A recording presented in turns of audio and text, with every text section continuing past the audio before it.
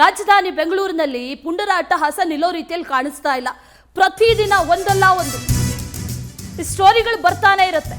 ಈಗ ನಡೆದಿರೋದಿಷ್ಟೇ, free cigarette ಕೊಡದೇ ಇದ್ದಿದ್ದಕ್ಕೆ bakery ಯುವಕನ ಮೇಲೆ ಹಲ್ಲೆ ಮಾಡಿದ್ದಾರೆ.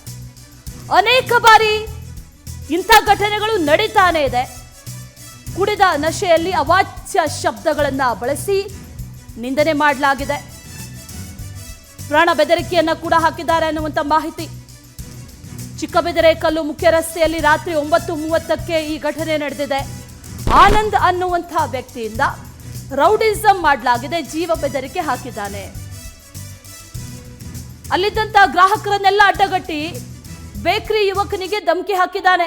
ಅದರ ಜೊತೆಯಲ್ಲಿ ಬೇಕರಿಯಲ್ಲಿದ್ದಂಥ ವಸ್ತುಗಳನ್ನೆಲ್ಲ ಚೆಲ್ಲಾಪಿಲ್ಲಿ ಮಾಡಿ ತೊಂದರೆ ಕೊಟ್ಟು ದಾಂಧಲಿಯನ್ನ ಕೂಡ ನಡೆಸಿದ್ದಾನೆ. ಅದಷ್ಟೇ ಅಲ್ಲ, ಅಂಗಡಿಯನ್ನ ಮುಚ್ಚಿಸ್ತೀನಿ ಅಂತ ಆವಾಜ್ ಕೂಡ ಹಾಕಿದ್ದಾನೆ ಈ ಆನಂದ್. ಆ ವಿಡಿಯೋ ಕೂಡ ಲಭ್ಯ ಆಗಿದೆ. ಮಾದನಾಯಕನಹಳ್ಳಿ ಪೊಲೀಸ್ ಠಾಣಾ ವ್ಯಾಪ್ತಿಯಲ್ಲಿ ನಡೆದಿರುವಂತ ಘಟನೆ ಇದು. ಸಿಕ್ಕಾಪಟ್ಟೆ ಮಾತಾಡಿದ್ದಾನೆ, ಒಂದ್ಸರಿ ರೆಕಾರ್ಡ್ ಆಗಿದೆ, ಹಲವಾರು ವರ್ಡ್ಗಳು ಬೀಪ್ ಆಗಿದೆ. ಕಾರಣ ಏನು ಅಂತಂದ್ರೆ ಸಿಗರೇಟ್ ಫ್ರೀ ಕೊಟ್ಟಿಲ್ಲ ಅವನಿಗೆ, ಅದೇ ಕಾರಣಕ್ಕೆ ಇಡೀ ಅಂಗಡಿಗೆ ತೊಂದರೆಯನ್ನ ಕೊಟ್ಟು ದಾಂಧಲಿಯನ್ನ ಮಾಡಿ ಅಟ್ಟಹಾಸ ಮೆರೆದಿದ್ದಾನೆ.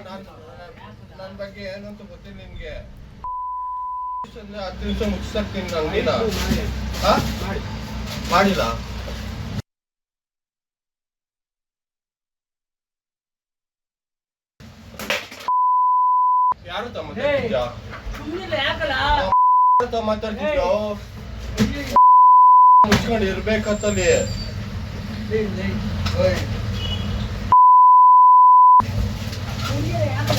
ಇರೋ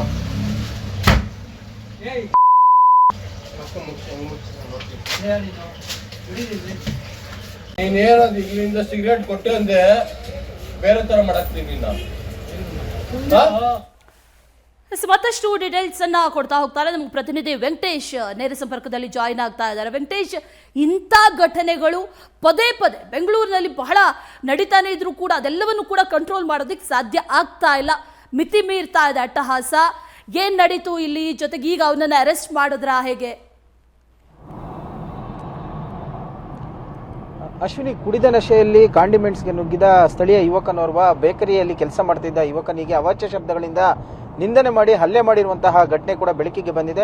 ಮಾದನಾಯಕನಹಳ್ಳಿ ಪೊಲೀಸ್ ಠಾಣಾ ವ್ಯಾಪ್ತಿಯ ಚಿಕ್ಕಬಿದರಕಲ್ಲು ಮುಖ್ಯ ರಸ್ತೆಯಲ್ಲಿರುವಂತಹ ಒಂದು ಕಾಂಡಿಮೆಂಟ್ಸ್ ಇದು. ಕಳೆದ ಕೆಲವು ವರ್ಷಗಳಿಂದ ಕೂಡ ಇಲ್ಲಿ ಬೇಕರಿಯನ್ನ ನಡೆಸಿಕೊಂಡು ಜೀವನವನ್ನು ಮಾಡ್ತಾ ಇದ್ದಂತ ಯುವಕ ಆನಂದ್ ಎನ್ನುವಂತ ಯುವಕ ನಿನ್ನೆ ಏನೋ ಅಂಗಡಿಗೆ ಬಂದಿದ್ದಾನೆ. ಬಂದಂತ ಸಂದರ್ಭದಲ್ಲಿ ಸಿಗರೇಟ್ ಅನ್ನ ಕೇಳಿದ್ದಾನೆ. ಸಿಗರೇಟ್ ಕೊಟ್ಟಂತ ವೇಳೆಯಲ್ಲಿ ಆತ ಕೊಟ್ಟ ಸಿಗರೇಟ್ಗೆ ಹಣವನ್ನು ಕೇಳಿದ್ದಾನೆ. ಆ ಸಂದರ್ಭದಲ್ಲಿ ಆತ ಕುಪಿತಗೊಂಡು ನನ್ನ ಬಳಿಯೇ ಹಣ ಕೇಳ್ತೀಯ ಅಂತ ಹೇಳಿ ಅವಾಚ್ಯ ಶಬ್ದಗಳಿಂದ ನಿಂದನೆ ಮಾಡಿದ್ದಾನೆ. ಅಲ್ಲದೆ ನಾನು ನಿನ್ನ ಹತ್ರ ಏನು 10-20 ಸಾವಿರ ಏನಾದ್ರು ಕೇಳ್ತಿದ್ದೀನ ಒಂದು ಸಿಗರೇಟ್ ಅಂತ ಏರುದನ್ನೆಲ್ಲೇ ಮಾತಾಡಿದ್ದಾನೆ. ಆಗ ಆತ ಹಣ ನಾವು ಅಂಗಡಿಗೆ ಬಾಡಿಗೆಯನ್ನ ಕಟ್ಟಬೇಕಾಗುತ್ತೆ, ಸೊ ನಾವು ಕೂಡ ಜೀವನ ಮಾಡಬೇಕು, ಹಾಗಾಗಿ ಫ್ರೀಯಾಗಿ ಯಾವುದು ಬರೋದಿಲ್ಲ ಅಂತ ಹೇಳಿದಂತ ಸಂದರ್ಭದಲ್ಲಿ ಆತ ಕೆಟ್ಟ ಕೆಟ್ಟ ಪದಗಳಿಂದ ನಿಂದನೆಯನ್ನ ಮಾಡುವಂತದ್ದು ಮತ್ತು ಹಲ್ಲೆ ಮಾಡುವಂತ ಕೆಲಸವನ್ನ ಮಾಡ್ತಾನೆ.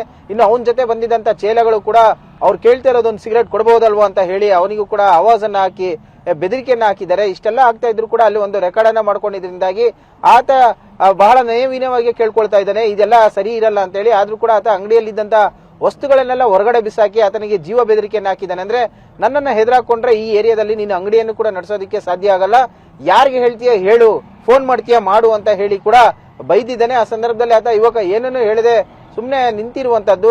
ಸೊ ಈ ಎಲ್ಲವೂ ಕೂಡ ಸ್ಥಳೀಯವಾಗಿ ಅಲ್ಲೊಂದು ವಿಡಿಯೋವನ್ನು ಕೂಡ ಮಾಡ್ಕೊಂಡಿದ್ದಾರೆ. ಘಟನೆಗೆ ಸಂಬಂಧಪಟ್ಟಂತೆ ಕಾರ್ಮಿಕ ಪರಿಷತ್ನಲ್ಲಿರುವಂತಹ ಕೆಲವು ಸದಸ್ಯರಿಗೂ ಕೂಡ ಮಾಹಿತಿಯನ್ನು ಕೊಟ್ಟಿದ್ದಾರೆ. ಸೊ ಇದರ ಆಧಾರದ ಮೇಲೆ ಮಾದನಾಯಕನಹಳ್ಳಿ ಪೊಲೀಸ್ ಠಾಣೆಗೆ ದೂರು ಕೊಡೋದಕ್ಕೂ ಕೂಡ ಈಗ ಯುವಕ ಮುಂದಾಗಿರುವಂತದ್ದು.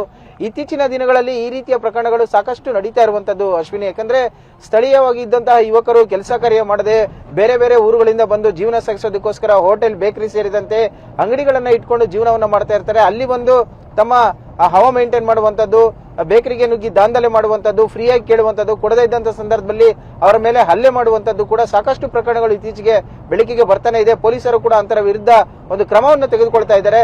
ಆದ್ರೂ ಕೂಡ ಇಂಥ ಪ್ರಕರಣಗಳು ಮತ್ತೆ ಮತ್ತೆ ಮರುಕಳಿಸ್ತಾ ಇರೋದ್ರಿಂದಾಗಿ ಎಲ್ಲೋ ಒಂದು ಕಡೆ ಅವರಿಗೆ ಭಯ ಇಲ್ವಾ ಅನ್ನುವಂತಹ ಪ್ರಶ್ನೆ ಕೂಡ ಕಾಡ್ತಾ ಇರುವಂತದ್ದು Ashwini. Okay, right Venkatesh, thank you ಡೀಟೇಲ್ಸ್ಗೆ.